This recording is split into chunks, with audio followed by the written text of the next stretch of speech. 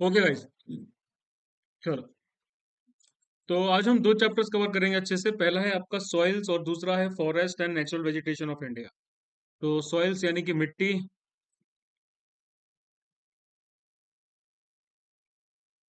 चलो, सॉइल्स भी आपका इंपॉर्टेंट चैप्टर है।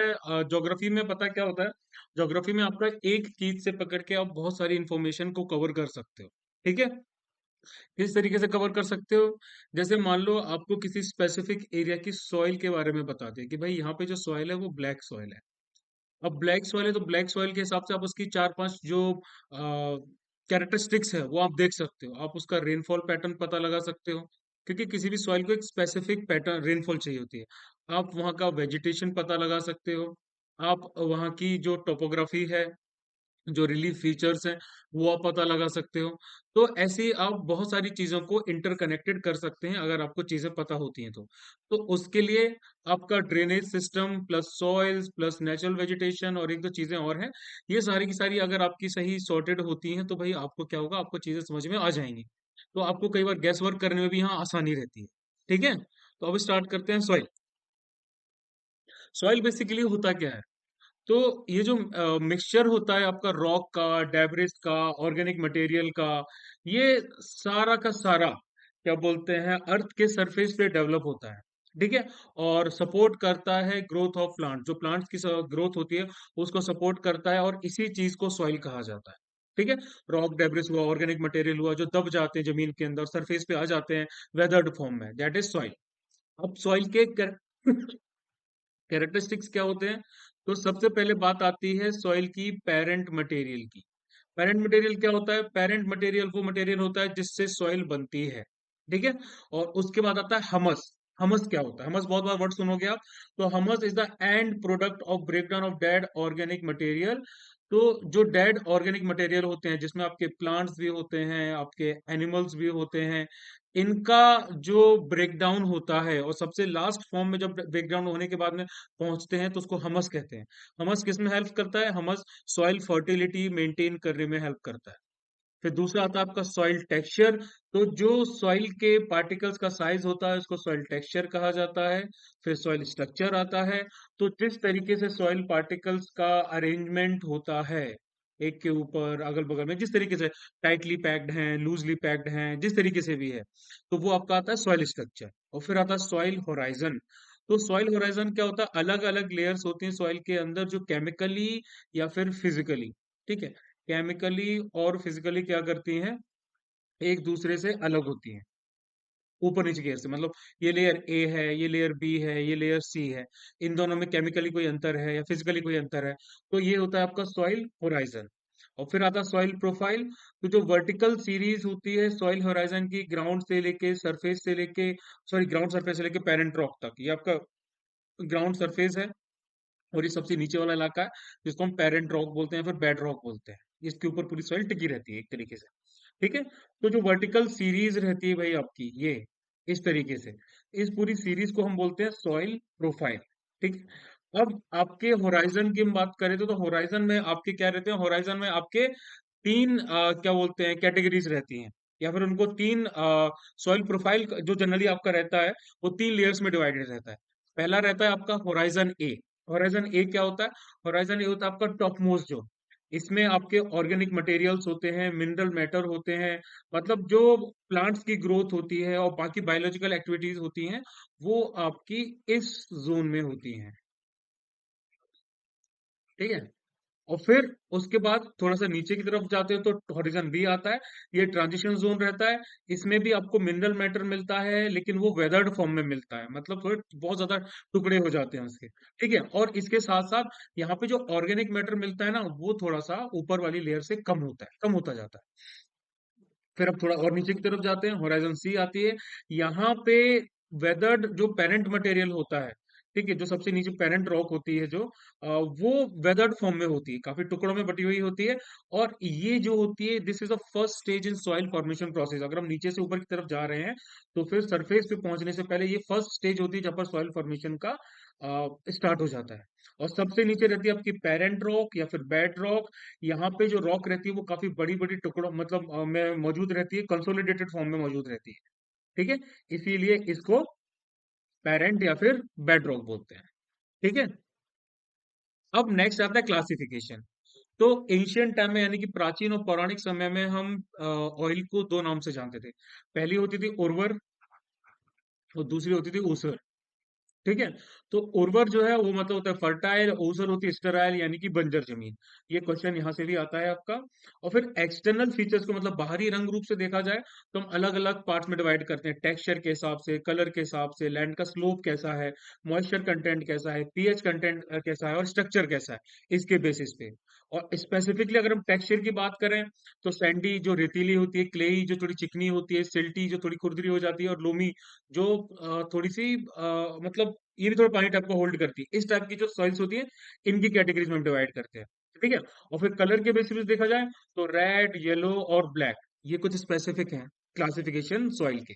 लेकिन हम इंडिया में सॉइल्स का किस तरीके से करते हैं, तो इंडिया में हमने सॉइल्स का क्लासिफिकेशन टोटल 8 टाइप्स में कर रखा है। इसमें हमने ओरिजिन भी देखा है, उनका कलर भी देखा है, कंपोजिशन भी देखा है, लोकेशन भी देखी है। उसके हिसाब से alluvial, black, red and yellow, laterite, arid, saline, PT और फॉरेस्ट, ये कुछ पार्ट्स है, इनके बीच में हमने इनको डिवाइड कर रखा है। कोई डाउट इसमें? अच्छा। बोलिए। नहीं सर, नहीं है, नहीं है, क्लियर ठीक सर। है। तो चलो, अब आपका है सबसे पहले आपका एल्यूवियल सॉइल। ठीक है। एल्यूवियल सॉइल कौन सी है आपकी? एल्यूवियल सॉइल जो है वो आपकी इस कलर से डिनोटेड है, that is sky blue type का जो कलर है, इससे एल्यूवियल सॉइल को डिनोट किया गया है। एल्यूवियल सॉइल 43% है इंडिया में। ठीक है। इंडिया का जो टोटल सॉइल परसेंटेज है उसमें एल्यूवियल सॉइल का परसेंटेज है अराउंड 43%। ये इंटेंसिवली कल्टीवेटेड रहती है, मतलब यहाँ पर खेती बाड़ी बहुत ज्यादा होती है। जो नदर्न प्लेन्स हैं आपके, ये जो नदर्न प्लेन्स हैं, जो रिवर वैलीज हैं, यहाँ पर वाइड स्प्रेड है इस तरह की मिट्टी। पेनिनसुलर रीजन में देखेंगे तो ये आपके ईस्टर्न कोस्टल डेल्टास है, यहाँ पर आपको मिलेगी। ठीक है। जो रिवर वैलीज है वहां मिलेगी। वेस्टर्न कोस्टल जो प्लेन्स है यहाँ पर आपको एलुवियल सॉइल मिलेगी। और जो वैलीज हैं आपकी नर्मदा और तापी रिवर की, यहाँ पे भी आपको क्या है, एलुवियल सॉइल बहुत ज्यादा मिलेगी, बहुत फर्टाइल होती है। सबसे फर्टाइल आपकी एलुवियल ही होती है। ठीक है। अब लेकिन इनमें क्या होता है कि इनमें हमस और नाइट्रोजन नहीं हो, कम होता है। हमस कम होता है, नाइट्रोजन कम होता है। इसीलिए नाइट्रोजनस फर्टिलाइजर्स जो होते हैं वो यूज किए जाते हैं इन सॉइल्स में। जो गंगा ब्रह्मपुत्र डेल्टा रीजन है, ये वाला गंगा ब्रह्मपुत्र डेल्टा रीजन है, ये हमस यहाँ पर बहुत ज्यादा होती है और लाइम भी यहाँ पर बहुत ज्यादा होता है। हमस एंड लाइम में रिच होते हैं।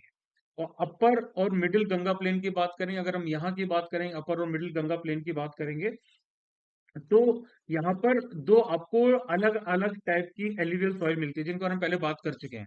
पहली होती है खादर और दूसरी होती है भांगर। ठीक है। क्या होती है खादर और भांगर?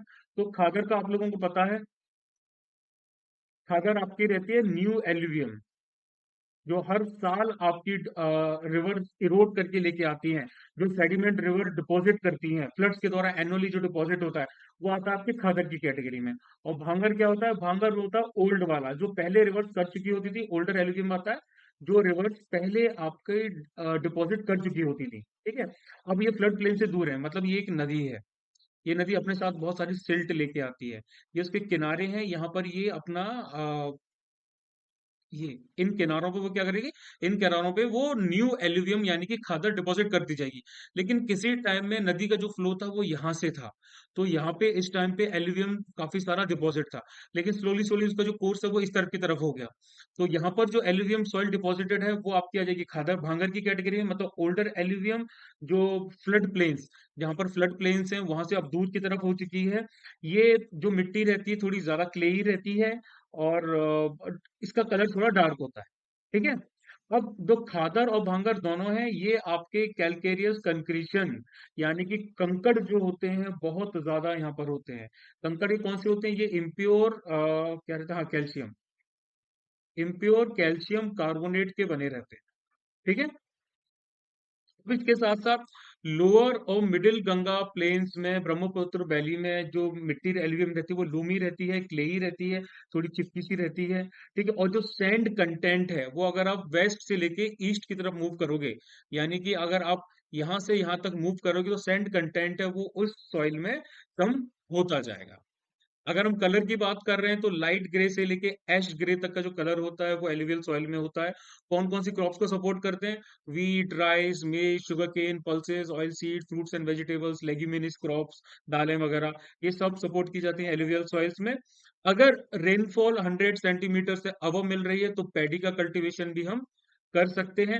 अगर 50 से लेके 100 सेंटीमीटर के बीच में मिल रही है तो wheat, sugar cane, tobacco and cotton का हम कल्टीवेशन करेंगे।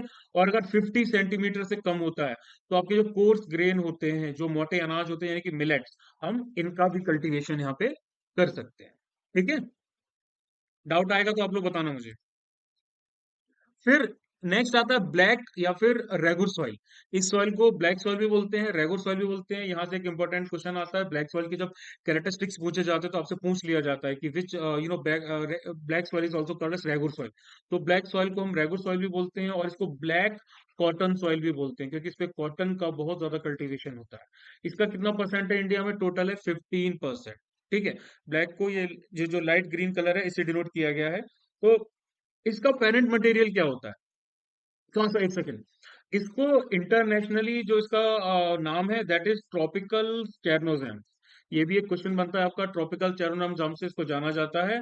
और कॉटन की कल्टीवेशन के लिए जाना जाता है। 50% टोटल इसका ओवरऑल इंडिया में कल्टीवेशन है, सॉरी कंट्रीब्यूशन है। और पेरेंट मटेरियल जो रहता है वो रहती है वोल्केनिक रॉक्स। ये जो डेक्कन प्लेट्यू है आपका, इस डेक्कन प्लेट्यू की जो वोल्केनिक रैक्स पहले किसी जमाने में हुआ करती थी हजारों करोड़ साल पहले, उसी से आपकी ब्लैक सॉइल बनी है।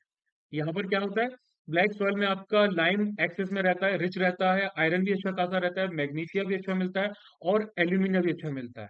पोटेश भी ठीक ठाक मिलता है, लेकिन फॉस्फोरस, नाइट्रोजन और ऑर्गेनिक मैटर वो यहाँ पर आपको कम मिलेगा। ठीक है, तो ये जो चीजें बता रहा हूँ ना, ये आपके जनरली कैरेक्टरिस्टिक्स में आ जाते हैं कि which among the following are the characteristics of black soil. पहला हो गया कि भाई इसका इंटरनेशनल नेम ट्रॉपिकल चेरनोज़ेम से, दूसरा हो गया कॉटन की कल्टीवेशन होती है, तीसरा आपसे पूछ लिया जा सकता है कि फास्फोरस, नाइट्रोजन, ऑर्गेनिक मैटर इसमें कम मिलता है, ज्यादा मिलता है, जो भी है। एक स्टेटमेंट दे दिया जाएगा, आपको उसकी वैलिडिटी देखनी है। वो पोटेश है, लेकिन फास्फोरस, नाइट्रोजन, ऑर्गेनिक मैटर यहाँ पे कम है।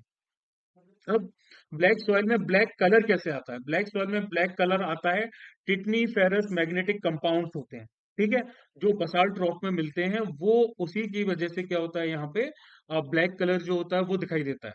जनरली ये थोड़ी चिपकी रहती है, क्ले इसका पैटर्न रहता है, ये काफी डीप रहती है, इम्परमिएबल रहती है, मतलब पानी इसमें इतनी आसानी से नहीं जाता है।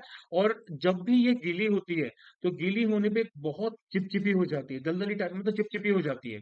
और जब इसको ड्राइड किया जाता है, जब ये सूख जाती है तो फिर ये क्या होती है, सिकुड़ जाती है। आपने देखा होगा ये व्हाइट क्रैक्स टाइप के बन जाते हैं। कई खेतों में, तालाब हम देखे होंगे, जो गर्मी के सीजन में पानी नहीं होता है तो उसकी वजह से इस टाइप के क्रैक्स पड़ जाते हैं। तो इसी वजह से हो जाते हैं कि भाई जब पानी इसमें आएगा तो ये काफी चिपचिपी हो जाती है, जब ये ड्राई होती है तो ये काफी श्रिंक हो जाती है, क्रैक्स आ जाते हैं ड्राई सीजन में। और इसी की वजह से क्या होता है, ये सेल्फ एरिएशन नाम का प्रोसेस होता है, इन वाइट क्रैक्स की वजह से होता है। सेल्फ एरिएशन क्या? सेल्फ एरिएशन में ये होता है कि नाइट्रोजन का जो एब्जॉर्प्शन होता है, ये मिट्टी नाइट्रोजन ऑब्जर्व करती है एटमॉस्फेयर से। एटमॉस्फेयर से नाइट्रोजन का जो होता है वो एब्जॉर्प्शन होता है, और उसी की वजह से सेल्फ फ्लोइंग या फिर सेल्फ एरिएशन अकर हो जाता है कि ऑटोमेटिकली, मतलब इसमें जो हवा है, एयर है, वो चली जाती है। तो प्रोसेस आपका एरेशन हुआ, ऑक्सीडेशन हुआ, इसकी वजह से सॉइल की जो फर्टिलिटी है वो मेंटेन रहती है। तो सीधी सी बात है कि लो रेनफॉल वाले एरियाज हैं वहां पे भी ये मिट्टी काफी अच्छा कल्टीवेशन देती है बिना ज्यादा इरिगेशन के, क्योंकि मॉइस्चर कंटेंट हाई होता है। मॉइस्चर कंटेंट क्यों आई है? क्योंकि ये जो मिट्टी है, ये मिट्टी क्या करती है, डीप और इम्परमिएबल है, मतलब ये अपने अंदर पानी होल्ड करके रखती है, ये इतनी आसानी से नीचे पानी नहीं जाने देती। तो इसीलिए इसका मॉइस्चर कंटेंट, इसके अंदर नमी काफी ज्यादा मौजूद रहती है, और ज्यादा इरिगेशन की जरूरत नहीं पड़ती क्योंकि इसने पानी को अपने अंदर होल्ड कर रखा है। ठीक है, तो एवरेज रेनफॉल अगर 50 टू 75 सेंटीमीटर यहाँ मिलता है तो अच्छी खासी ये आपको वो देते हैं, कल्टीवेशन देते हैं। तो इसके अंदर हाई वाटर रिटेनिंग कैपेसिटी रहती है, हाई वाटर रिटेनिंग कैपेसिटी। ठीक है, तो स्लो ऑब्जॉर्प्शन रहता है वाटर का, उसी की वजह से जो मॉइस्चर का लॉस होता है वो भी धीमे धीमे होता है, ग्रेजुअली होता है, इवापोरेशन भी इतना ज्यादा तेज नहीं होता। इनके कलर की बात की जाए तो डीप ब्लैक से लेके ग्रे होता है, वो इनका कलर होता है। जो पूरा आपका डेक्कन प्लेट्यू का एरिया है, कौन कौन सा? आपका जो महाराष्ट्र हो गया, एमपी हो गया, गुजरात हो गया, आंध्र प्रदेश वाला इलाका हो गया, तेलंगाना वाला इलाका हो गया, कुछ पार्ट जो आते हैं आपके तमिलनाडु के, वहां पे भी क्या है, काफी ज्यादा आपको ब्लैक सॉइल मिलती है। ठीक है। तो इसी वजह से यहाँ पर काफी सारी टेक्सटाइल जो इंडस्ट्रीज हैं वो भी डेवलप है, क्योंकि जहाँ ब्लैक सॉइल है वहां पर कॉटन का कल्टीवेशन है, जहाँ कॉटन का कल्टीवेशन है वहां पर टेक्सटाइल इंडस्ट्रीज भी रहेंगी। ठीक। अब अगर हम बात करें गोदावरी और कृष्णा रिवर की, तो गोदावरी और जो कृष्णा रिवर के जो अपर रीचेस हैं यहाँ पर जो क्या बोलते हैं, ब्लैक सॉइल है वो काफी डीप पाई जाती है। कौन कौन सी क्रॉप्स को सपोर्ट करती है ब्लैक सॉइल? तो भाई जो कॉटन हो गया आपका, पल्सेस हो गई, मिलेट्स हो गए, linseed, tobacco, sugar cane, vegetables और सिट्रस फ्रूट्स, जो आपके खट्टे फ्रूट्स आते हैं, जैसे नागपुर में आपके संतरे आते हैं, अंगूर वगैरह हो गए, तो ये कुछ सिट्रस फ्रूट्स की कैटेगरी में आते हैं। ठीक है। तो ये बहुत ज्यादा पाए जाते हैं वहां पे। कोई डाउट? हाँ sir.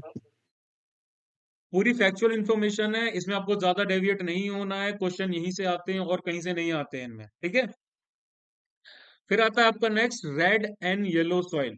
Red and yellow soil आपकी अराउंड 18% रहती है। रेड सॉइल को इसे डिनोट किया है, येलो सॉइल को, अच्छा रेड येलो सॉइल को उसी में काउंट कर लिया गया है।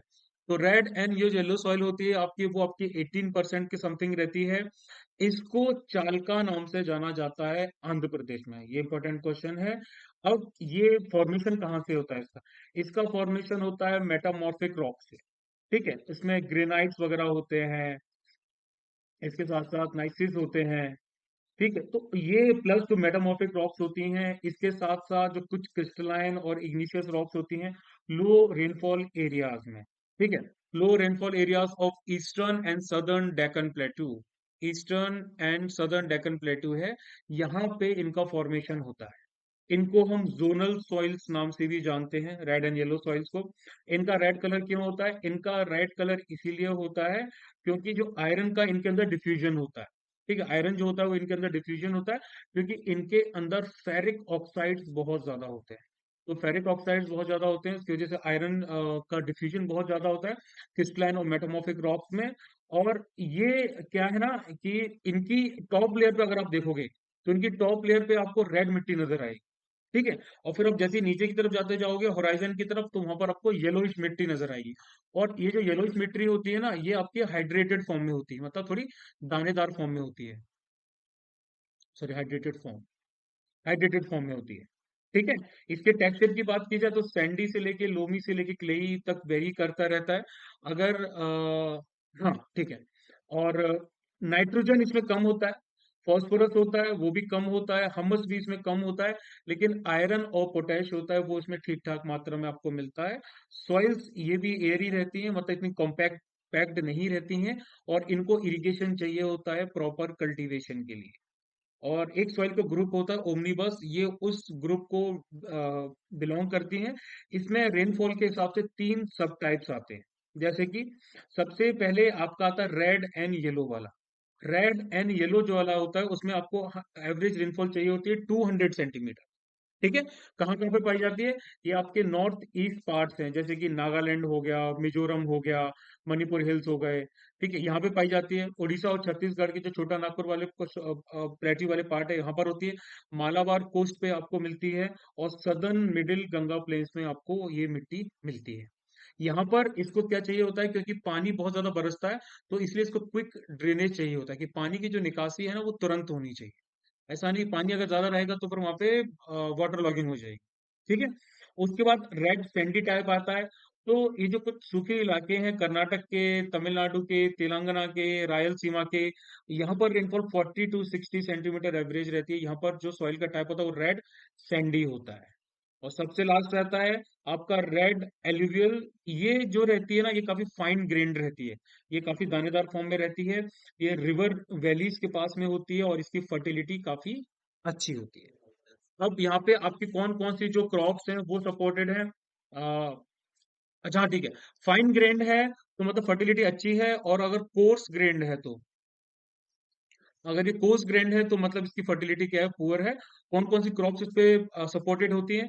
तो wheat, cotton, pulses, tobacco, millets, oil seeds, potato, मेज, ग्राउंडनट। ठीक है, ये सारी की सारी क्रॉप्स यहाँ पर सपोर्टेड है।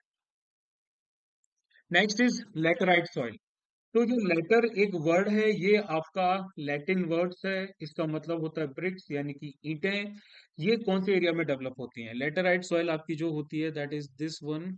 ठीक है, ये जो है, ये जो पॉकेट्स बनी हुई हैं, ये आपकी लेटराइट सॉइल है।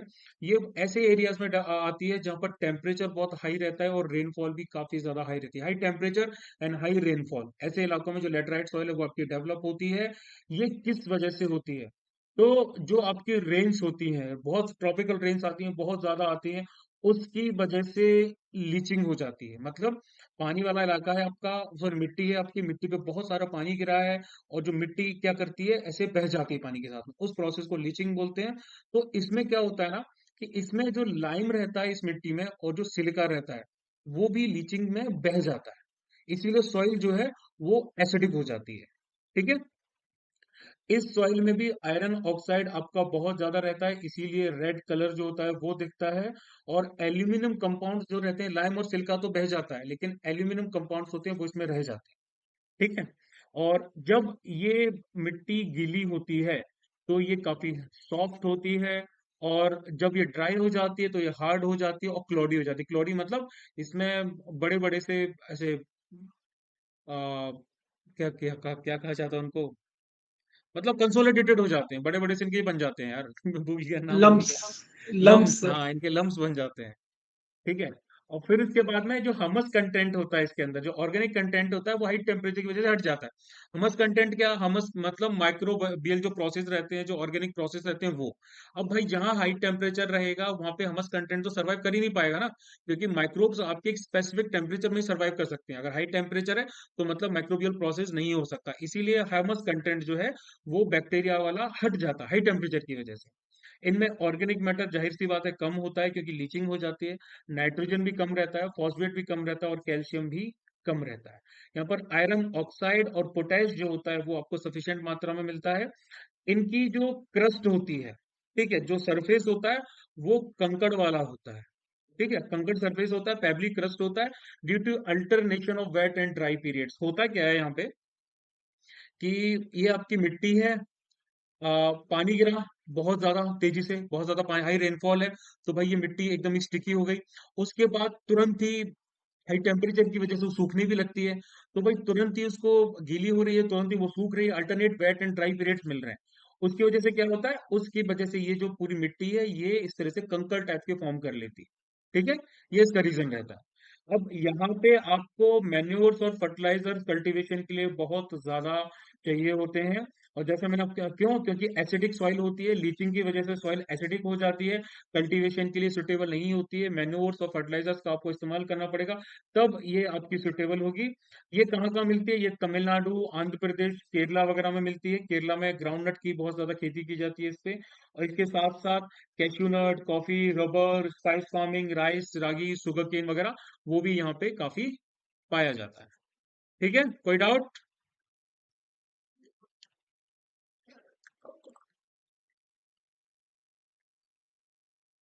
No sir. पक्का? जी सर। ओके, फिर हम बात करते हैं एरिड और डेजर्ट सॉइल की। ठीक है, जो आपकी डेजर्ट सॉइल रहती है, तो डेजर्ट सॉइल को एरिड सॉइल भी कहा जाता है। यहाँ पर आपका जो रेनफॉल है वो 25 सेंटीमीटर से भी कम का रहता है, और जो मिट्टी होती है वो विंड एक्शन की वजह से डिपॉजिटेड रहती है। ठीक है, जो मिट्टी है वो एरिड यानी कि शुष्क, और जो सेमी शुष्क इलाके होते हैं, सेमी एरिड कंडीशंस होती है, उनके बीच में डेवलप होती है। कहाँ कहाँ मिलती है? ये आपको राजस्थान में, अरावलीज के वेस्ट में, नदन गुजरात में, सौराष्ट्र में, कच्छ में, ठीक है, और वेस्टर्न हरियाणा में, साउथ वेस्ट पंजाब में, यहाँ वहाँ आपको एरिड और डेजर्ट सॉइल मिलती है। इसका कलर रेड टू ब्राउन रहता है, और जो इसका टेक्सचर रहता है वो सैंडी टू ग्रेवली रहता है। मतलब आ, रेतीली टाइप की मिट्टी रहती है, काफी पतली मिट्टी रहती है, काफी लूज रहती है। इसमें ऑर्गेनिक मैटर, जाहिर सी बात है, इसमें ऑर्गेनिक मैटर लो रहेगा, नाइट्रोजन भी लो रहेगी। क्यों? क्योंकि हाई टेम्परेचर है, हाई टेम्परेचर तो ऑर्गेनिक मैटर तो ऐसे सर्वाइव नहीं करेगा। यहाँ की मिट्टी में मॉइस्चर भी लो रहता है, लो वाटर रिटेनिंग कैपेसिटी रहती है, क्योंकि मिट्टी जो है वो वेदर फॉर्म में ज्यादा रहती है तो पानी होल्ड नहीं कर पाती है। और प्लस मिट्टी ज्यादा सलाइन भी रहती है, सॉल्ट मतलब ज्यादा रहता है। तो यहाँ पे मॉइस्चर नहीं होता, हमस नहीं होता, ड्राई क्लाइमेट की वजह से हाई टेम्परेचर रहता है, और एवापोरेशन काफी आइसोलेटेड रहता है, मतलब एवापोरेशन काफी जल्दी जल्दी होता है, इसीलिए यहाँ पे सॉल्ट कंटेंट मिट्टी में ज्यादा मिलेगा। आ, क्या बोलते हैं, कंकड़ जो लेयर होती हैं लोअर होराइजन में, ठीक है, वो लोअर होराइजन में होती हैं, और जैसे ही आप मिट्टी में नीचे की तरफ जाते जाओगे तो आपको कैल्शियम के कंटेंट ज्यादा मिलते जाएंगे। इसी की वजह से पानी का जो इन्फिल्ट्रेशन है वो नीचे की तरफ रिस्ट्रिक्टेड हो जाता है। यहाँ पे जो क्रॉप्स हैं वो हैं ज्वार, बाजरा, पल्सेस, और जो चारे वाली क्रॉप्स होती हैं, जो फॉडर क्रॉप्स होती हैं, वो यहाँ पे मिलती है, मतलब मोटे अनाज, दालें और चारे वाली क्रॉप्स यहाँ पे पाई जाती है। फिर आती है आपकी सेलाइन और एल्कलाइन सॉइल। तो एक सेकेंड, मैं शायद कुछ मिस कर रहा हूँ। हाँ, नहीं नहीं, कुछ नहीं कर रहा हूँ। सेलाइन और एल्कलाइन सॉइल्स होती हैं। तो सेलाइन सॉइल्स को हम क्या बोलते हैं, ऊसर सॉइल्स बोलते हैं। ऊसर मतलब नॉन फर्टाइल, या फिर स्टेराइल सॉइल्स होती है, उनको हम बोलते हैं ऊसर सॉइल्स। इनके और भी अलग अलग नाम होते हैं, इनके नाम होते हैं जैसे कि इनको रेह नाम से जाना जाता है, इनको कल्लार नाम से जाना जाता है, इनको टोपन नाम से जाना जाता है, राकार नाम से जाना जाता है, इसके साथ साथ थुर, कार्ल, इन अलग अलग नामों से इन मिट्टी को जाना जाता है। इसमें आपके सोडियम के, कैल्शियम के, पोटेशियम के, मैग्नीशियम के सॉल्ट्स होते हैं, वो मिलते हैं। जो अपर लेयर होती है सॉइल की, वहां पर सॉल्ट डिपोजिशन बहुत ज्यादा होता है कैपिलरी एक्शन की वजह से, इसीलिए ये जो सॉल्ट होता है ये आपका इनफर्टाइल रहता है। जो सॉल्ट्स होते हैं, ठीक है, ड्राई क्लाइमेट की वजह से, पुअर ड्रेनेज की वजह से, मतलब क्लाइमेट जो है वो काफी ज्यादा शुष्क है, काफी ज्यादा क्या बोलते हैं, ड्राई है, ह्यूमिडिटी बिल्कुल भी नहीं है, मॉइस्चर कंटेंट बिल्कुल भी नहीं है, टेम्परेचर बहुत ज्यादा हाई है, और ड्रेनेज भी पुअर है, मतलब पानी की निकासी भी नहीं हो पा रही है। इसी की वजह से क्या होता है कि एवोपरेशन हाई रहता है, तो एवोपरेशन हाई रहता है तो मिट्टी के सरफेस पे क्या होती है, सॉल्ट की हल्की हल्की लेयर है, जमा हो जाती है। पानी तो चला गया, सॉल्ट पीछे पीछे छूट गया। ठीक है, कहाँ कहाँ ये आपको मिलती है, ये आपको राजस्थान जो है, Haryana, Punjab, UP, Bihar, Maharashtra, western Gujarat, eastern coast के जो डेल्टास हैं और सुंदरवन के इलाके, यहाँ पर आपको ये मिट्टी मिलती है। ये लेग्यूमिनस क्रॉप्स जो होती हैं, जो आपकी दालें वगैरह होती हैं, उनको काफी ज्यादा सुटेबल रहती है उनके लिए, क्योंकि इसके अंदर जो सोडियम क्लोराइड रहती है उसकी प्रेजेंस रहती है, और सोडियम सल्फेट की भी प्रेजेंस यहाँ पर रहती है। ये जो एरिड और सेमी एरिड रीजन्स होते हैं वहां पे वाटर लॉक्ड और सॉम्पी कंडीशंस बन जाती है। क्यों? क्योंकि पानी का इन्फिल्ट्रेशन नीचे की तरफ नहीं हो पाता है, तो पानी ऊपर के ऊपर जमा रहता है। वही टेम्परेचर होगा तो वही पानी एवेपोरेट हो जाता है, और सॉल्ट की जो है वो प्रेजेंस बन जाती है। अगर अब रन ऑफ कक्ष की बात कर रहे हैं यहाँ पे, तो रन ऑफ कक्ष में क्या होता है कि साउथ वेस्ट मानसून है वो सॉल्ट पार्टिकल्स लेके आता है बहुत सारा, तो उसकी वजह से यहाँ पे भी जो पूरा लेयर है यहाँ पर पतली पतली पतली सफेद जो है सॉल्ट का फॉर्मेशन होता है। और इसके साथ साथ सी वाटर इंट्रूजन भी बहुत ज्यादा होता है। जब ज्वार भाटे आते हैं कि हाई टाइड्स लो टाइड्स आती हैं, तो वो भी अपने साथ पानी लेके क्या करते हैं, इसे अंदर की तरफ पानी लेके आते हैं। तो जब वो अंदर की तरफ पानी लेके आते हैं तो वो पानी में भी जो सलाइन सॉइल की सैलिनिटी वो बढ़ा देता है। ठीक है, और प्लस कुछ कुछ ड्राई क्लाइमेटिक कंडीशंस वाले एरिया हैं, जैसे कि आपका हरियाणा साइड का हो गया, पंजाब साइड का हो गया, यहाँ पर एक्सेसिव इरिगेशन, मतलब जरूरत से ज्यादा इरिगेशन की वजह से क्या होता है, कैपिलरी एक्शन होता है, और ड्राई क्लाइमेटिक कंडीशंस होती हैं। तो यहाँ पे भी जो सॉल्ट है उसकी टॉप लेयर पे भाई आपका सेलेनाइजेशन होता है, यहाँ पर सॉल्ट डिपोजिशन हो जाता है। तो पंजाब में और हरियाणा में एक प्रोसेस किया जाता है, मतलब जिप्सम जो है वो ऐड किया जाता है मिट्टी में।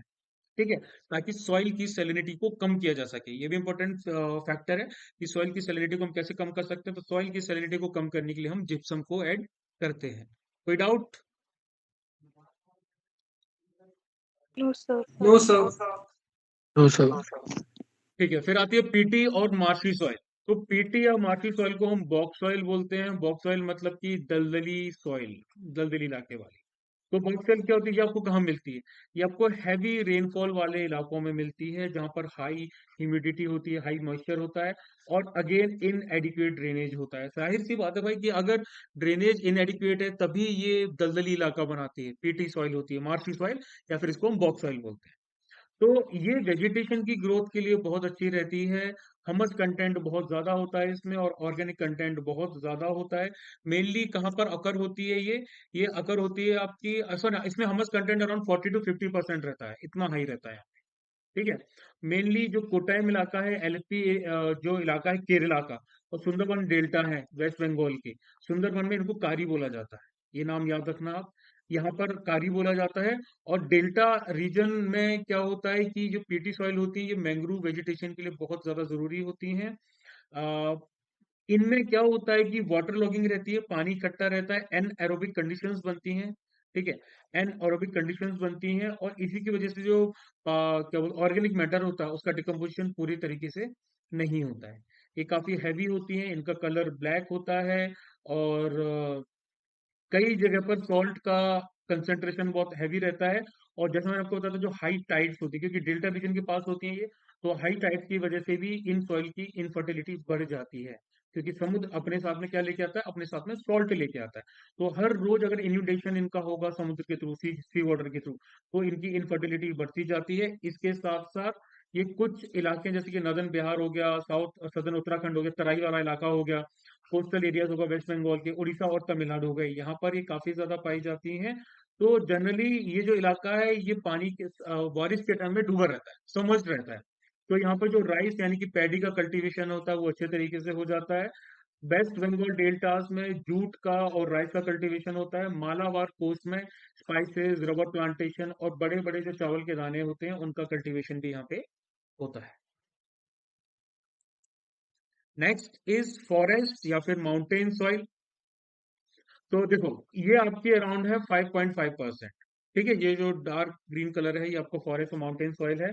तो ये कहाँ पाई जाती है, ये आपकी वैलीज में और जो हिल स्लोप्स होते हैं हिमालयाज के रेंजेस के, वहां पर पाई जाती है। हिल के जो स्लोप्स होते हैं ना वहां पर ये मिट्टी आपकी पाई जाती है, जो अराउंड 200 से लेके 300 मीटर की हाइट तक रहते हैं। और फॉरेस्ट एरियाज में, ऐसे फॉरेस्ट एरियाज में होती है जहां पर आपकी रेनफॉल सफिशिएंट होती है। इनके कलर की बात करें तो इनका कलर कौन सा होता है, ठीक है, इनका कलर होता है डार्क ब्राउन।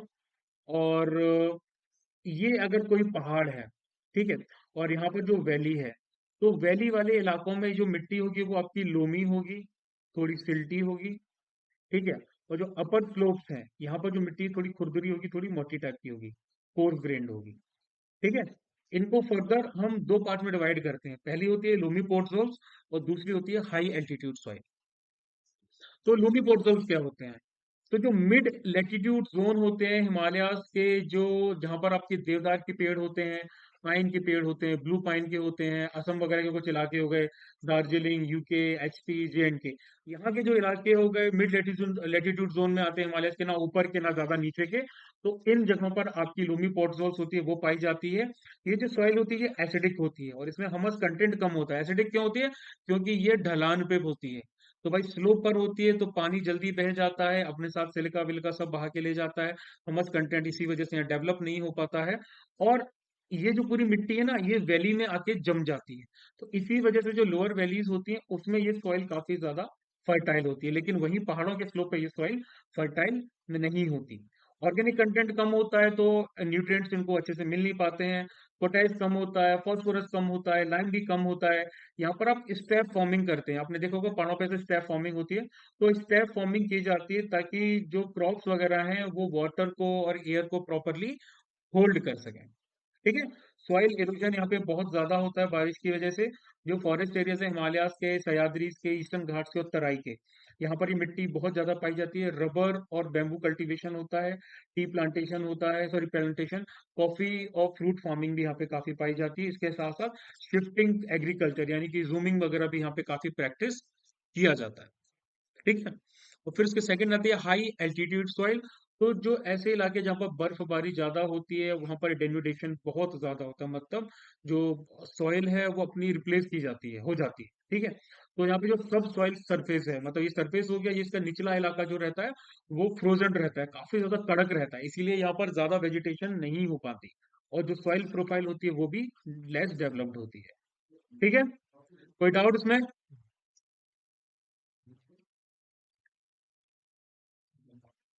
नहीं सर। No sir. अब नो सर। बहुत इंपॉर्टेंट आ रहा है सॉइल टेक्सोनॉमी। सॉइल टेक्सोनॉमी में से हर बार आपके क्वेश्चंस आते हैं, हर बार क्वेश्चंस आते हैं, कई बार तो दो दो आए हैं, मतलब क्वेश्चंस रिपीट होते हैं सॉइल टेक्सोनॉमी से। तो scientific process of classification based on properties, properties की बेसिस पे जो साइंटिफिक प्रोसेस है क्लासिफिकेशन का उसको हम सॉइल टेक्सोनॉमी बोलते हैं। ये किसके थ्रू किया गया है, national cooperative soil survey of USA, इन्होंने सॉइल मैपिंग के लिए इसको यूज किया गया है। इसमें 6 कैटेगरीज जैसे लेवल्स रहते हैं, ऑर्डर, सब ऑर्डर, ग्रेड ग्रुप, सब ग्रुप, फैमिली, सीरीज वगैरह। हम ऑर्डर के बेसिस पे 10 क्लासेस में इसको डिवाइड कर रखा है। ठीक है, जैसे कि सबसे पहले आती है आपकी, सारी की सारी जानना जरूरी है आपकी, क्योंकि ये मैच द फॉलोइंग में आ जाती है अक्सर आपकी। तो सबसे पहले होती है आपकी जेली सॉइल्स। जेली सॉइल्स रहती है आपकी परमानेंटली फ्रोजन सॉइल्स, ये स्नो बाउंड इलाकों में पाई जाती है, इसको परमाफ्रॉस्ट बोलते हैं। ठीक है, परमानेंट फ्रॉस्टिंग रहती है यहाँ पे। तो permanently frozen soil is permafrost, that is jelly soil. Next is हिस्सो सॉइल्स, ये ऑर्गेनिक मैटर के द्वारा बनाई जाती है। थर्ड इज एंडी सॉइल, ये जो वेदरिंग होती है वॉल्केनिक मटेरियल की, आपकी जो वॉल्केनिक जो लावा वगैरह होता है ना, जो लावा वगैरह जम जाता है और जब उसकी वेदरिंग होती है तो उसकी वेदरिंग की वजह से जो मिट्टी बनती है उसको हम बोलते हैं एंडी सॉइल्स। और next is oxisols. Oxisol tropical soils होती है, एक्सट्रीमली वेदर्ड, मतलब ट्रॉपिक्स के अंडर में आती है, tropic of Cancer and tropic of Capricorn के बीच में होती है, एक्सट्रीमली वेदर्ड रहती है क्योंकि यहाँ पर रेनफॉल काफी ज्यादा होता है। नेक्स्ट इज वर्टी सॉइल्स, तो ये shrinking and swelling clay soils होती है, ऐसी क्लेइंग सॉइल्स जो जरूर से ज्यादा सिकुड़ती हैं या पानी जाने पे बहुत ज्यादा स्टिकी हो जाती हैं, फूल जाती हैं, वर्टी सॉइल्स वो होती हैं। एरिडी सॉइल्स वो होती हैं जो एरिड क्लाइमेट्स में, डेजर्ट इलाकों में होती हैं, यहाँ पर सॉल्ट, जिप्सम और कार्बोनेट्स बहुत ज्यादा पाए जाते हैं। Next is mollisols, soft ऐसी ग्रासलैंड जो होते हैं आपकी चारा ग्रास जो होते हैं, बड़े बड़े मैदान होते हैं घास के, वहां पर कैल्शियम और मैग्नीशियम के डिपोजिशन के साथ साथ ये सॉइल्स बनती हैं। नेक्स्ट इज एल्फी सॉइल्स, ये फॉरेस्ट सॉइल्स होती हैं, जैसे फॉरेस्ट जो एरिया होते हैं वहां पर ये पाई जाती हैं। और उसके बाद एंटी सॉइल्स, यहाँ पर सॉइल का कोई होराइजन डेवलपमेंट नहीं होता है, ये सिर्फ टॉप मोस्ट सरफेस की सॉइल रहती है। उसके बाद आती है इंसेप्टी सॉइल्स, तो जैसे ही टॉपमोस्ट सरफेस के बाद होराइजन डेवलपमेंट स्टार्ट हो जाता है उसको हम बोलते हैं इंसेप्टी सॉइल्स। और अल्टी सॉइल्स होता है, यहाँ पर जो सॉइल होती है वो बहुत ज्यादा वेदर्ड होती है, मतलब बहुत ज्यादा छोटे छोटे पर्टिकुलेट फॉर्म में होती है। और सबसे लास्ट में आती है स्पोडोसॉल्स, ये एसिडिक होती है और ये कॉनिफेरस फॉरेस्ट जो होते हैं उनके अंदर में पाई जाती है। ठीक, कोई doubt? No sir. No sir. अच्छे से बताओ भाई। No sir. कोई डाउट नहीं सर, फैक्ट ही है सर ये तो। हाँ, क्योंकि देखो ये बेसिकली सारे के सारे आपके फैक्ट्स हैं, इनमें आपको कुछ अलग से इनमें आपको कुछ अलग से नहीं देखना, ये बहुत बहुत ज्यादा सिलेक्टिव चीजें हैं, इससे ज्यादा अगर आप जाओगे तो मतलब आप बहुत बहुत ज्यादा भाई कंफ्यूज हो जाओगे, और हमें कंफ्यूज नहीं होना, हमें एकदम चीजें अप टू डेट पढ़नी है। तो इनमें सबसे अच्छी बात ये है कि अगर आप इतना ही अच्छे से कर लोगे, इससे रिलेटेड क्वेश्चन जब हम करेंगे तो आपको और ज्यादा अंडरस्टैंडिंग डेवलप होगी। अभी आपको ये फैक्ट्स अच्छे से करने हैं, तो जब हम यही करते हुए जाएंगे ना तो यार लिटरली आपके इसके अलग से क्वेश्चंस नहीं आते। आप एक बार को प्रीवियस ईयर क्वेश्चन का एनालिसिस करना तो आपको क्वेश्चंस इससे अलग नहीं मिलेंगे, समझे? Yes sir.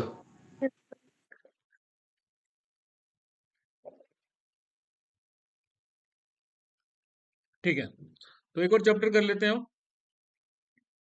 That is vegetation. ज्यादा बड़ा चैप्टर नहीं है ये भी, किया जाए? Yes sir. बिल्कुल सर। ठीक है, तो ज्योग्राफी में आपका पूरा फैक्चुअल रहेगा। चलो, तो अब आपका नेक्स्ट चैप्टर है forest, natural vegetation and wild life. सबसे पहले हमें ये समझना है कि इंडिया का क्लाइमेटिक मैप के बारे में। ट्रॉपिक ऑफ कैंसर के बारे में आपको उस दिन बता दिया था मैंने, इंडिया को 2 पार्ट्स में डिवाइड करती है। तो जो ट्रॉपिक ऑफ कैंसर से नीचे वाला एरिया होता है उसको कहा जाता है ट्रॉपिकल रीजन, जो ऊपर वाला इलाका रहता है उसको कहा जाता है सब ट्रॉपिकल रीजन। ठीक है, ये टर्मिनोलॉजी आपको पता होनी चाहिए कि जब हम ट्रॉपिक्स की बात कर रहे हैं, विद इन ट्रॉपिक्स की बात कर रहे हैं, तो मतलब ट्रॉपिक ऑफ कैंसर और ट्रॉपिक ऑफ कैप्रिकॉर्न, इनकी बात की जा रही है। इनके बीच का जो इलाका that is with in tropics, ऊपर वाला इलाका, नीचे वाला इलाका आपका आ जाता है सब ट्रॉपिकल रीजन में। अब तो ट्रॉपिकल रीजन में क्या होता है, ट्रॉपिकल रीजन में आपका ये होता है कि ट्रॉपिकल जो रीजन है वो इक्वेटर के ज्यादा पास रहता है, इक्वेटर की तरफ जाता है, इसीलिए यहाँ पर आपको हाई टेम्परेचर मिलते हैं थ्रू आउट द ईयर, और small daily and annual range की जो रहती है रेनफॉल वगैरह भी प्रॉपर रहती है। और अगर यहाँ पर देखा जाए अवे फ्रॉम इक्वेटर, तो यहाँ पर आपको एक्सट्रीम क्लाइमेट मिलता है, high daily and annual range of temperature and rainfall, मतलब जो आपके टेम्परेचर है वो एक्सट्रीम जाता है। जबकि ट्रॉपिकल रीजन में देखा जाए तो आपको मॉडरेट टेम्परेचर मिलता है। वैसे यहाँ पर देखा जाए तो जो सीज आपके हैं इनका भी बहुत इंपॉर्टेंट रोल प्ले होता है, लेकिन वो बात के लिए रहेगा। ठीक है, तो ये सब ट्रॉपिकल और ट्रॉपिकल रीजन आपके दिमाग में फिट होना चाहिए कि क्या होता है। अब बात करते हैं, जैसे मैंने आपको बताया था, ये आपकी इक्वेटर हो जाती है। ठीक है, ये जो पूरा आपका ऑरेंज पोर्शन है ये आपका ट्रॉपिक्स आ जाता है। जब भी हम विद इन ट्रॉपिक्स की बात कर रहे हैं तो मतलब हम बात कर रहे हैं ट्रॉपिक ऑफ कैंसर के नीचे वाला इलाका प्लस ट्रॉपिक ऑफ कैप्रिकॉर्न का ऊपर वाले इलाके के बारे में। और ये आपका ब्लू वाला इलाका है, ये आता है आपका सब ट्रॉपिक्स में। ठीक है, चलो अब हम मेन चीज पे आते हैं कि इंडिया के हम पर्सपेक्टिव में पढ़ेंगे, हमें वर्ल्ड के पर्सपेक्टिव में ये चीजें नहीं पढ़नी, तो हम इंडिया के पर्सपेक्टिव में पढ़ेंगे और देखेंगे। तो सबसे पहले आता है टाइप ऑफ फॉरेस्ट, इंडिया में कितने टाइप के फॉरेस्ट हैं। तो इंडिया के जो रेनफॉल के बेसिस पे हमने कैटेगराइज कर रखा है, तो tropical evergreen, semi evergreen, tropical deciduous, tropical thorn, mountain and literal and swamp type के फॉरेस्ट पाए जाते हैं। तो सबसे पहले आता है आपका ट्रॉपिकल एवरग्रीन फॉरेस्ट। ठीक है, ट्रॉपिकल एवरग्रीन फॉरेस्ट आपके कहाँ कहाँ पाए जाते हैं। हाँ, ट्रॉपिकल एवरग्रीन जो फॉरेस्ट होते हैं वो आपके बेसिकली कहाँ कहाँ पाए जाते हैं। तो ट्रॉपिकल एवरग्रीन फॉरेस्ट टोटल आपका कवर करते हैं, पहले तो 12% जो फॉरेस्ट कवर है इंडिया का वो कवर करते हैं ट्रॉपिकल एवरग्रीन फॉरेस्ट। तो ये आपके वेस्टर्न घाट्स के जो स्लोप्स होते हैं, ठीक है, ये जो वेस्टर्न घाट्स के आपके जो स्लोप्स होते हैं यहाँ पर पाए जाते हैं। जो नॉर्थ ईस्ट के जो आपके हिल्स होते हैं यहाँ पे पाए जाते हैं। इसके साथ साथ अंडमान एंड निकोबार में हो गए, और जो भाबर और तराई वाले इलाके हो गए, सॉरी, भाबर और तराई वाले इलाके हो गए, यहाँ पर भी आपके जो फुटेल्स हैं आपके हिमालय के, वहां पर भी आपके ट्रॉपिकल एवरग्रीन फॉरेस्ट पाए जाते हैं। ट्रॉपिकल एवरग्रीन से आपको नाम पता चल रहा होगा कि सदाबहार एवरग्रीन वाले। तो इसके साथ साथ इनको वार्म और ह्यूमिड एरियाज चाहिए होता है। इनको एनुअल रेनफॉल 200 सेंटीमीटर से ऊपर की चाहिए होती है, और एनुअल टेम्परेचर भी इनको 22 डिग्री सेल्सियस से ऊपर का चाहिए होता है। तो जैसा मैंने आपको पहले भी बताया था कि किसी भी स्पेसिफिक फॉरेस्ट कवर को देख के भी आप आइडिया लगा सकते हो वहां पर किस हिसाब की सॉइल हो सकती है। जैसे कि रेनफॉल कितना है, यहाँ पे टेम्परेचर कितना है, और क्या बोलते हैं एरिया किस तरह का है, इसके बेसिस पे आप डिड्यूस कर सकते हो कि वेजिटेशन क्या हो सकता है, क्रॉप्स क्या हो सकती हैं। ठीक है, अब इसमें क्या होता है कि ये जो ट्रॉपिकल एवरग्रीन फॉरेस्ट होते हैं ये काफी डेंस रहते हैं, मतलब बहुत घने रहते हैं। इसके साथ साथ वेल स्ट्रेटिफाइड रहते हैं, मतलब कि ये लेयर्ड रहते हैं। ठीक है, और ये through out the year green appear होते हैं। क्यों? क्योंकि ये एक साथ अपनी पत्तियां जो है वो नहीं गिराते, धीरे धीरे धीरे धीरे करके ये अपनी पत्तियां क्या करते रहते हैं, गिराते रहते हैं। तो इसीलिए ये आपको एक कभी भी सूखे नजर नहीं आएंगे। तो जैसा मैंने बताया था कि वेल स्ट्रेटिफाइड रहते हैं, मतलब इनके फॉरेस्ट स्ट्रक्चर को अगर हम देखना चाहें तो सबसे नीचे आपकी जो झाड़ियां होती हैं, छोटे मोटे पेड़ वगैरह होते हैं वो होते हैं श्रब्स, और जो क्रीपर्स वगैरह होते हैं वो ग्राउंड के पास रहते हैं। ठीक है, जो सबसे ग्राउंड वाली लेयर्स होती हैं उनमें श्रब्स और क्रीपर्स वगैरह होते हैं। उसके थोड़ा सा अगर आप ऊपर जाओगे तो आपको छोटे छोटे पेड़ दिख जाएंगे, जो जिनकी शॉर्ट स्ट्रक्चर ट्रीज बोलते हैं, जिनकी हाइट अराउंड 20 to 30 मीटर होगी।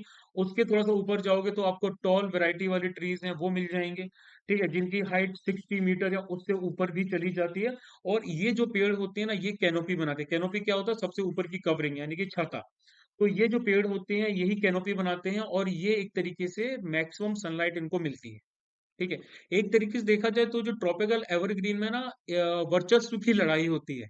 सारे पेड़ों के अंदर कंपटीशन होता है कि भाई सबसे ज्यादा सनलाइट किसे मिलेगी। इन पेड़ों को सबसे कम सनलाइट मिल पाती है, सबसे छोटे रह जाते हैं, इनको थोड़ी और मिल जाती है, थोड़े से बड़े हो जाते हैं। लेकिन ये जो पेड़ होते हैं इनको सबसे ज्यादा मिलती है, या फिर ये कह लो कि सबसे ज्यादा सनलाइट लेने के लिए ही ये बड़े होते हैं, ऐसा कहा जाता है। ठीक है, तो ये जो पेड़ है ये सनलाइट के लिए अपनी हाइट जो है वो बढ़ाते रहते हैं। यहाँ पे जो लीव्स होती हैं वो काफी बड़ी होती हैं, लॉन्ग होती हैं, और उनकी जो टिप होती है वो नैरो एंडिंग रहती है, इस टाइप से रहती है। ठीक है, क्यों? क्योंकि इन्होंने रेनफॉल को अडेप्ट कर लिया है। अगर इनके ऊपर पानी जमा हो गया तो हाई टेम्परेचर होता है यहाँ पे, तो हाई टेम्परेचर की वजह से क्या होगा, बैक्टीरियल ग्रोथ होगी और फंगस लग जाएगी।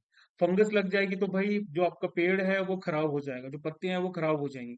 तो इसीलिए जो लीफ है वो रेन ड्रॉप को क्या करती है, तुरंत ही ड्रेन कर देती है। अदरवाइज हीट की वजह से बैक्टीरियल ग्रोथ होगी, फंगस लग जाएगी। कौन कौन सी स्पीसीज होती हैं यहाँ पे? रोजवुड है, महोगनी है, आइनी है, इबोनी है, केन्स है, बैम्बूज है, फर्न्स और क्लाइंबर्स। ये सारे के सारे आपके यहाँ पे ट्रॉपिकल एवरग्रीन फॉरेस्ट में पाए जाते हैं। ठीक है, अब इनका दूसरा पार्ट आता है, that is semi evergreen forest. तो आपके जो ट्रॉपिकल एवरग्रीन फॉरेस्ट मान लीजिए, ये आपके ट्रॉपिकल एवरग्रीन फॉरेस्ट थे। इनका जो आउटर इलाका रहता है, जो इनकी आउटर कवरिंग रहती है, that is ACF, semi evergreen forest. ये ट्रॉपिकल एवरग्रीन फॉरेस्ट के लेसर रेनी पार्ट्स में, मतलब कि मान लीजिए ये कोई एरिया है, इस एरिया में बहुत ज्यादा बारिश होती है, इसके जो आउटर कवरिंग वाला एरिया रहता है, आउटर बाउंड्री वाला होता है, यहाँ पर थोड़ी सी कम बारिश हो सकती है। तो जो लेसर रेनी पार्ट्स रहते हैं ट्रॉपिकल एवरग्रीन फॉरेस्ट के, आउटर जो रीजन्स रहते हैं, वहां पे आपके फॉर्म होते हैं सेमी एवरग्रीन फॉरेस्ट। ठीक है, क्योंकि जो फॉरेस्ट कवर है, फॉरेस्ट कवर भी क्या होता है, यहाँ से बाहर की तरफ जाओगे तो वो थोड़ा थोड़ा कम होता जा रहा है, ग्रेजुअली डिग्रेड हो रहा है एससीएफ में। टीएफ क्या हो रहा है, धीरे धीरे आपका एससीएफ में कन्वर्ट होता जा रहा है। ये तो कोर रीजन हो गया टीएफ का, लेकिन बाहर आते आते क्या होगा, वो थोड़ा उसका जो फॉरेस्ट कवर है वो कम होता जा रहा है, क्योंकि रेनफॉल कम आ रहा है और बाकी रीजन की वजह से भी वो कम होता जा रहा है। तो ट्रॉपिकल एवरग्रीन फॉरेस्ट की आउटर कवरिंग ही आपकी सेमी एवरग्रीन फॉरेस्ट कहलाती है। यहाँ पे जो ट्रीज होते हैं वो अपनी लीव्स काफी जल्दी शेड करते हैं। ठीक है, अगर सेमी एवरग्रीन फॉरेस्ट में अगर हम देखा जाए, तो सेमी एवरग्रीन फॉरेस्ट जो रहते हैं वो आपके ट्रॉपिकल एवरग्रीन फॉरेस्ट और प्लस डेसिडियस फॉरेस्ट का मिक्स होते हैं, दोनों के कैरेक्टरिस्टिक्स रहते हैं, इसलिए ट्रांजिशनल फेज आपका बनाते हैं। एक सेकेंड, अगर ये आपका ट्रॉपिकल एवरग्रीन फॉरेस्ट था, तो ये आपका सेमी एवरग्रीन फॉरेस्ट होता है, और ये जो बाहर वाला इलाका होता है, ये होता है आपका डेसिडियस। तो ये जो सेमी एवरग्रीन फॉरेस्ट है ना, ये ट्रॉपिकल एवरग्रीन फॉरेस्ट और डेसिडियस, इनके बीच का ट्रांजिशनल फेज होता है, क्योंकि इसमें दोनों की जो कैरेक्टरिस्टिक्स होती हैं वो उसके मिली जाती हैं। तो ये मिडिल फेज होता है, ट्रांजिशन जोन होता है। यहाँ पर कौन कौन सी स्पीसीज होती हैं, व्हाइट शेडार होती है, हॉलॉक होती है, केल होती है, ये सारी की सारी जो स्पीसीज होती हैं वो यहाँ पे पाई जाती है। ठीक है, कोई डाउट इसमें किसी को?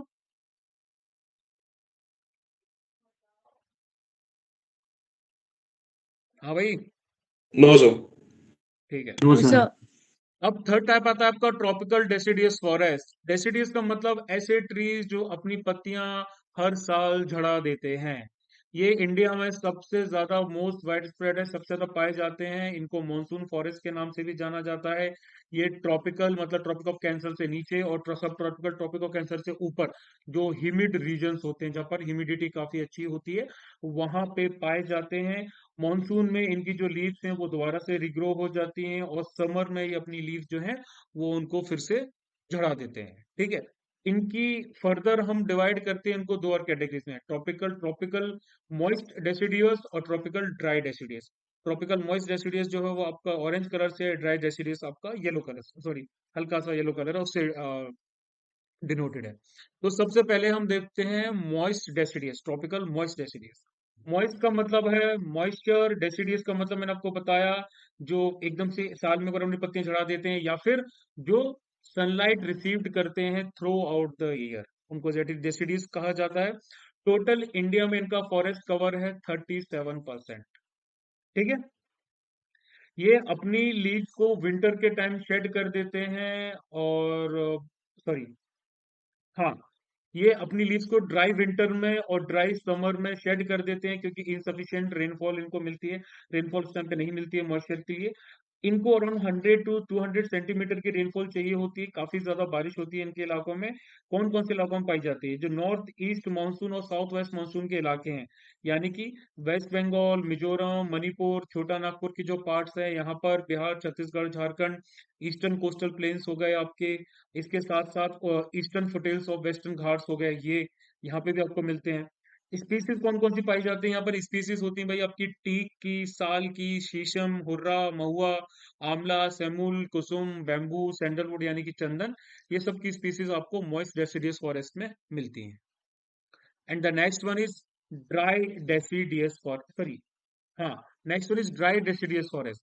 सो ड्राई डेसिडियस फॉरेस्ट का आपका 28.8% टोटल फॉरेस्ट कवर है इंडिया में।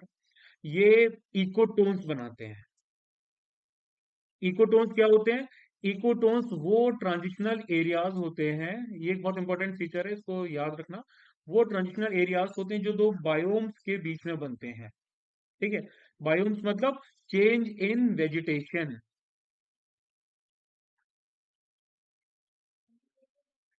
ठीक है, तो भाई आपके जो जो मान लीजिए ये एक इलाका है, ठीक है, इसमें अलग तरह की वेजिटेशन है। ये एक इलाका है, यहाँ पर एकदम अलग तरह की वेजिटेशन है। तो ये छोटा सा एरिया होगा ना, इस एरिया में आपको शार्प डिक्लाइन दिखेगा। इसकी जो प्रॉपर्टीज है, इसकी जो प्रॉपर्टीज है, इन दोनों की प्रॉपर्टीज को बहुत ज्यादा शार्प डिक्लाइन दिखेगा, और इसको हम कहेंगे बायोम। सॉरी, ये है बायोम 1, ये है बायोम 2। ये होता है आपका इकोटोन। इकोटोन मतलब ऐसा इलाका जहां पर आपके क्या बोलते हैं, बायोम्स में बहुत ज्यादा चेंज आ रहा हो, ट्रांजिशनल एरिया होता है। तो यहाँ पर जो रेनफॉल होती है वो आपको 70 to 100 सेंटीमीटर चाहिए होती है। अगर तरीके से देखा जाए तो ये एक तरीके से पार्कलैंड लैंडस्केप दिखाते हैं, मतलब काफी खुला वाला एरिया होता है, वहां पर ये पाए जाते हैं, ओपन स्पैचेस होते हैं। जो ड्राई सीजन्स होते हैं वहां पर पेड़ अपनी पत्तियां प्रॉपर तरीके से झड़ा देते हैं, तो वो जो पेड़ होते हैं वो एकदम नेकेड नजर आते हैं। जो कैनोपीज होती हैं वो क्लोज और अनइवन होती हैं, मतलब या तो छोटी छोटी होंगी या फिर एकदम ही कम कम होंगी। इसके साथ साथ जो क्या नाम है, ग्रास वगैरह है, क्लाइंबर्स वगैरह हैं छोटे छोटे, वो बहुत आपको बड़े बड़े दिखाई देंगे, क्योंकि पेड़ हैं। ग्रास के पेड़ के आसपास की घास थोड़ी ऊपर नजर आएगी। जो क्लाइंबर्स हैं, जो आपकी बेलें वगैरह होती हैं, वो ऊपर की तरफ आ जाती है। क्यों? क्योंकि सनलाइट इन पे इजिली पहुंच जाती है। कहाँ कहाँ मिलते हैं? ये आपके पंजाब के जो प्लेन्स हो गए, हरियाणा, एमपी के जो पार्ट है, इसका UP, Bihar, south east Rajasthan का जो इलाका है, जो वहां पर ये अपड्राइज वेसीरियस बहुत पाया जाता है। इसमें तेंदू, पलास, अमलतास, बेल, खैर, एक्सेलवुड वगैरह काफी ज्यादा पाए जाते हैं। फिर आता है tropical thorn forest. Tropical thorn forest मतलब कांटे वाला। तो ये कहाँ, इसमें टोटल इनको चाहिए, इनको रेनफॉल मिलती है 50 सेंटीमीटर से भी कम।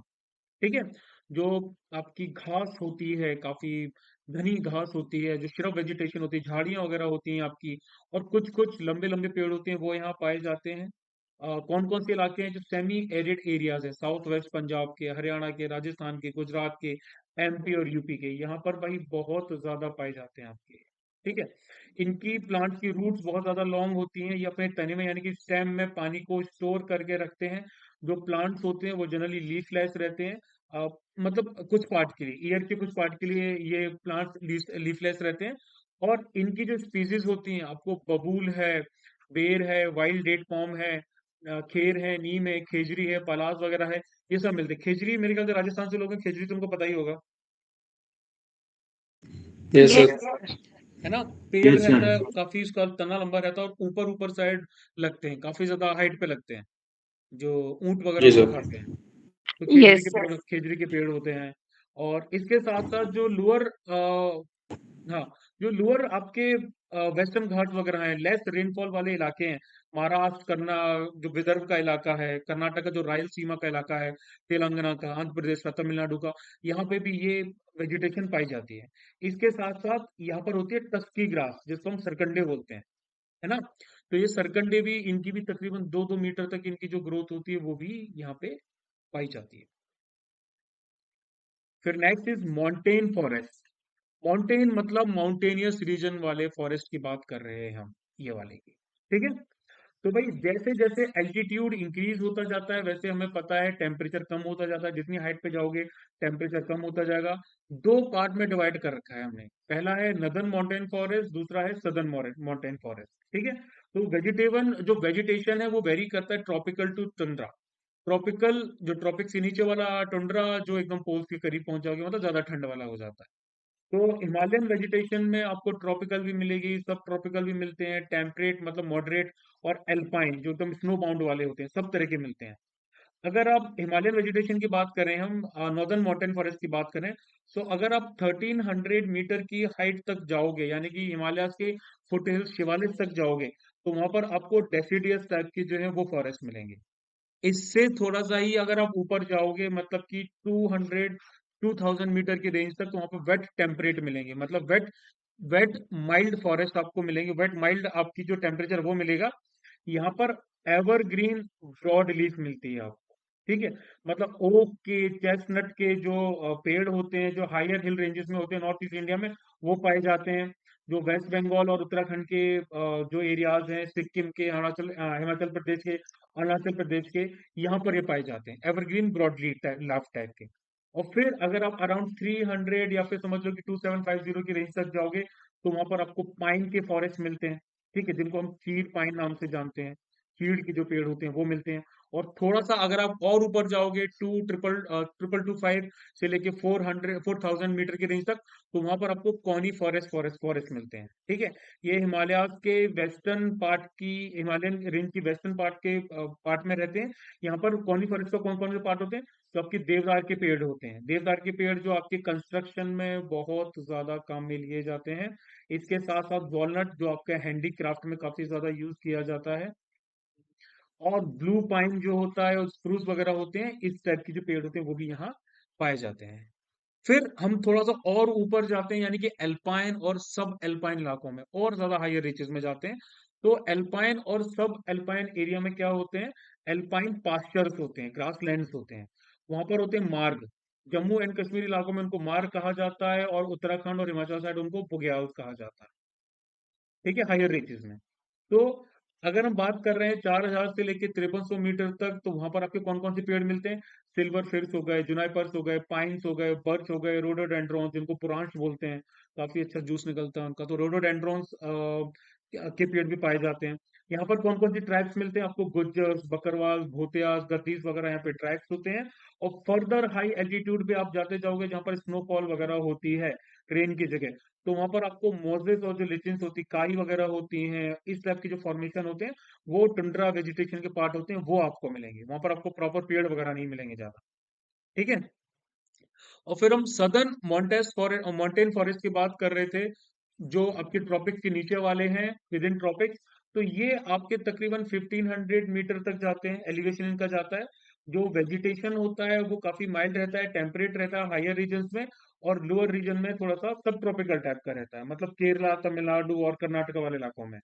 जो विंड वाले इलाके हैं, जो सतपुड़ा वाले इलाके हैं, यहाँ पर मॉइस्ट डेसिडियस टाइप के फॉरेस्ट मिलेंगे। यहाँ पर टीक, साल, महुआ, बेल वगैरह ये आपको मिलेगा। जो मालवा वाला एरिया आ जाता है, सेंट्रल हाईलैंड वाला, यहाँ पर आपको इस टाइप की स्पीसीज मिलेंगे। और वहां अगर आप टेम्परेट फॉरेस्ट क्या बोलते हैं, हाँ, और अगर नीलगिरी की तरफ अगर आप जाओगे, तो यहाँ पर यही फॉरेस्ट आपके टेम्परेट फॉरेस्ट में बदल जाते हैं, और इनको कहा जाता है शोलाज। तो ये एक बहुत इंपॉर्टेंट क्वेश्चन था, जो कई बार रिपीट हो चुका है। शोलाज नाम से इनको जाना जाता है। और क्या बोलते हैं, सॉरी, हाँ, इनको शोलाज नाम से नीलगिरी, अन्नामलई और पलानी हिल्स, तीनों में इनको टेम्परेट फॉरेस्ट को, जो माउंटेन फॉरेस्ट होते हैं, इनको शोलाज नाम से जाना जाता है। और इसमें कौन कौन सी स्पीसीज होती है? मैग्नोलिया, लॉरेल, चिंचोना और वाटल वगैरह जो होती है, वो यहाँ पे स्पीसीज होती है, ठीक है। और फिर आते हैं आपके सबसे last, literal and swamp forest. तो भाई लिटरल और स्वॉम्प फॉरेस्ट से मतलब सीधा सा है, वेटलैंड्स की हम बात कर रहे हैं, ठीक है। ऐसे एरियाज जहां पर वाटर है वो कवर करके रखते हैं सॉइल सरफेस को, और सॉइल सरफेस को कवर करके रखते हैं। इंडिया में वेटलैंड हैबिटेट्स बहुत सारे हैं, अराउंड 3.9 मिलियन हेक्टेयर जो हमारा इलाका है, वो वेटलैंड हैबिटेट्स की कैटेगरी में आता है। ये मैं आपको करंट अफेयर्स में भी कवर कर पाऊंगा।